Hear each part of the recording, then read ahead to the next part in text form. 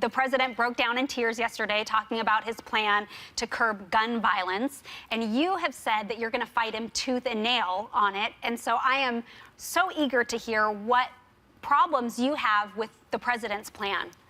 Well, you know, I think if you ask Kelly or I, how did we react to the shooting of children, it's like anybody else, horrified at that, to think that our kids could go to school and be shot. So I think whether you're on the right or the left, we all have the same sense of recoil at the horror of this. My main opposition to this is constitutional, that laws are supposed to be written by the legislature. And you say, oh, that's no big deal, the Congress won't do what they're supposed to do. Right.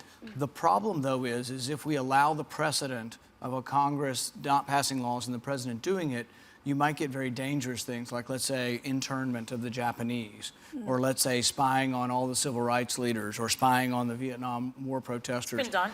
That's what I mean, but it's all done because of too much executive power. The checks and balances are incredibly important to me, and Montesquieu was one of the philosophers that our founding fathers looked to, and he said that when the executive begins to legislate, that a form of tyranny will ensue. But if you were in his position, what would you do? He can't seem to get any traction. He can't get any... He has to come to Congress. He has to come and talk to us and try to work it out, and some of it's difficult. He hasn't done that?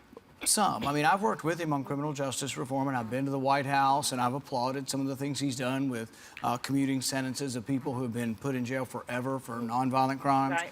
But with regard to this, the difficulty is background checks. I don't object to background checks. And you say, well, why don't we close the loophole of the private transactions? See, they did that in California. They closed the loophole, and it's illegal to have a private transaction. Yeah. But in San Bernardino, it still happened. Why?